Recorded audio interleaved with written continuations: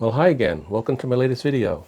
Well, this is sort of going to be a follow-up to the video I made a couple of videos back on the Intel issue with the 13th and 14th gen CPUs becoming corrupted by improper settings / improper microcode protecting those chips from Intel. So, I understand that the latest BIOS is out there and it's no longer beta.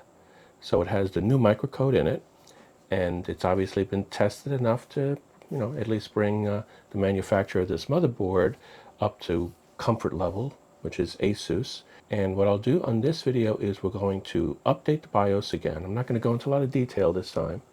And then I will do some testing. Now, I've never stress tested this particular CPU motherboard combination. That was actually pretty fortunate because I don't think any damage has been caused to my 14th gen CPU, but we'll have to find out. So let me go ahead and bring this thing up. We'll download the latest BIOS, we'll update the BIOS, and then I'll run one or two of the different CPU performance testing programs. Okay, so let's get started.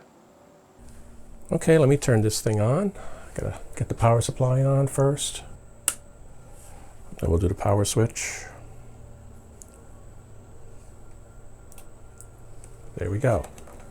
Keep your eye on the LEDs for the status. We're up. Should be coming on the screen any moment. There we go. We see it coming up. Now, I've already gone ahead earlier today and updated the latest Windows on this particular system. That way I don't have to worry about any changes that might be required there that I didn't have. So with that, let me log in. I'm in as administrator. Let me double check to make sure I don't need any Windows patches, just to make sure. No, we're up to date. That's good to know. So with that, let's go to the ASUS website and get the latest BIOS. Okay. Go into support.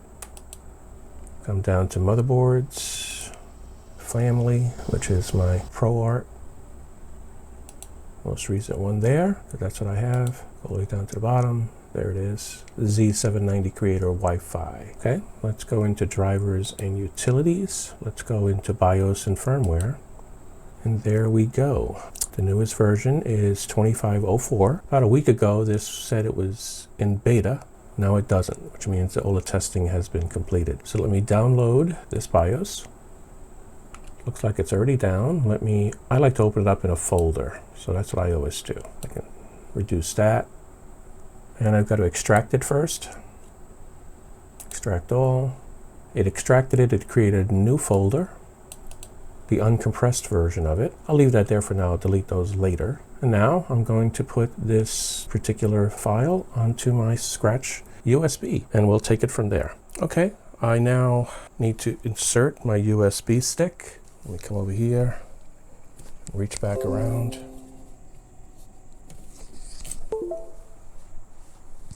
There we go, it opened up. So now all I really need to, because I'm going to use the BIOS to update it, I'm going to copy the one file over. I don't need to rename it. So I'll just grab this and copy it over here.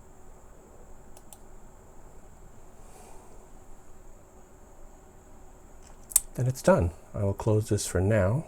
And then let me shut down and we will come up into the BIOS next. Okay, let me power it back up again. This time I'm going to jump into the BIOS.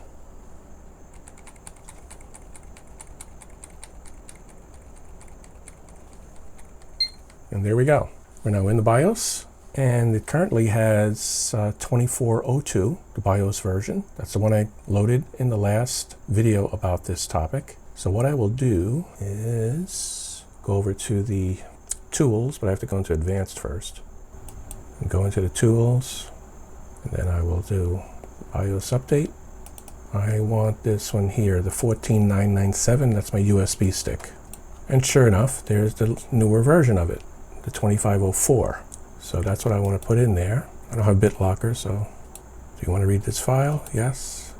And there it goes. Now I'll probably speed through this just to get to the end real quick. It's the same old thing that we did before.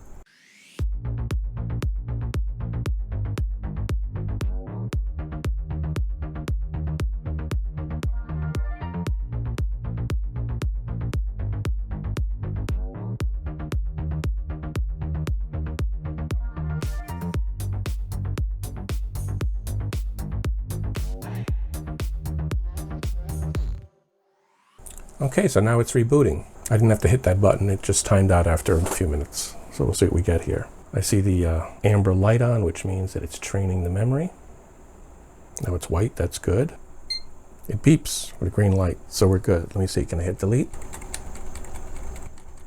I didn't have to do that, it was going to jump into here anyway because it realizes a whole new BIOS is in place. So I now have to hit F1 to go into BIOS. Okay, and now we have 2504 loaded. Now what I do have here is my X.M.P disabled, so it's running at the slower speed. So what I will do is update that so that I get the higher speed. I'll say enable it, and then I will do save exit. It is changing the timing. Let's see if it comes back at a faster speed than 4,000 megahertz. Training, I see the amber again. It may take a couple attempts, it's hard to tell. Remember, I have 96 gig of real memory in here, right? Oh, you hear a beep and a green light. I'll hit delete and go into the BIOS. And there we are. We jumped up to what it says here. It's 6,400 megahertz. Although the label over here in the BIOS says it's only 56. This is something I noted before when I first upgraded it. But now we're up. We're at full speed. So at this point, I can go ahead and save and exit. And then we can come back up into Windows. I haven't made any changes. Okay, just boot us into Windows. Good beep. So we're coming up. And there we go on the screen right now. Going into Windows. Let me log in.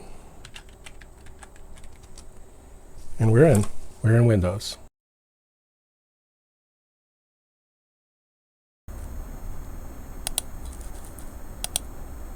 Oh, it found some, so I'll download them. And there was some reports that installing NVIDIA drivers would identify problems with a corrupted CPU, so I figured, why not give it a try? Do the express install. Okay, so right now I'm downloading the drivers. We'll see how that works. See if there's any issue with it. A normal blackout, okay. And it says installation has finished. So we got the drivers installed. I'll do another final check for updates. I have the latest drivers, so that's taken care of. Okay, let's move on to some of the testing now. See how that works out. Now this is more of performance testing, as I said.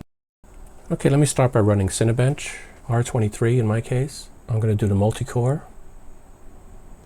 I have over on the side hardware info so you can see the voltages as they come across for the various cores, which is one of the concerns that everybody has about them, right?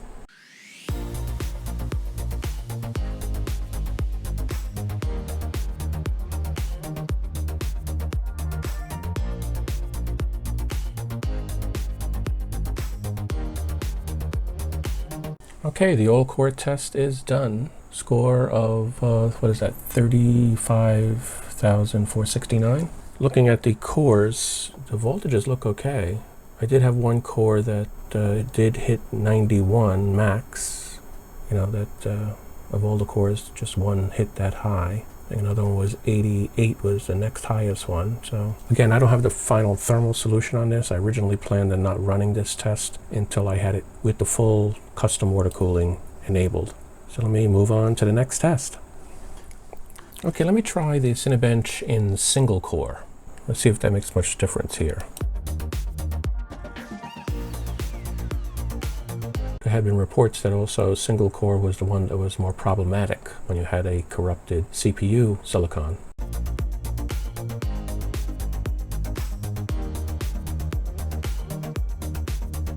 Okay, I stopped it once it got past about 10 minutes, which pretty much tells the point here. So there's no point in going further on it. Seems like my CPU chip, according to what people have said about what fails, doesn't seem to have any problems, which is very, very good for me to, to hear, okay? So that does it for CineBench altogether now, and let me move on to the next test. Okay, what I did is I installed Heaven. It's never been installed in this computer before, and I'll run that. I'll try to see if I can leave hardware info up on the screen here as I run it. Create the desktop icon, which is what I suggested to it. Reduce this. Let's see what we get. I got to agree to it again, and we're going to run. Okay, decided to turn it into benchmark mode. Let's see what we get.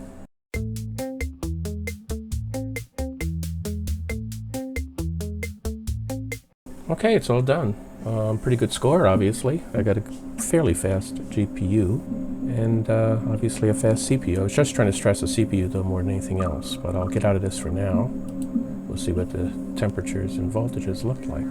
What did we get here? Naturally, the temperatures look extremely good, so there's no problem at all there with the cores. Did not throttle, didn't do any of that. I think this one went okay, successfully. Another test that has been done to stress out the CPUs and has been known to surface the problem on a corrupted silicon. Now with that, let me run another one. Okay, I'm installing 3D Mark, an older version, 11. Seems to work well for me, so I'm going to stick with that. Let me install that.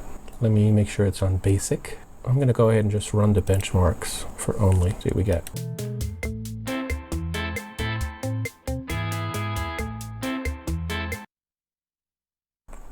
Okay, that concludes that test. Let me take a look at the thermals that are sitting back there. We did have one go 87, two of them went 87 in total. The voltages, a couple of higher ones there, but still within acceptable limits. So I think this looks pretty good. Okay, well that concludes the testing that I wanted to do.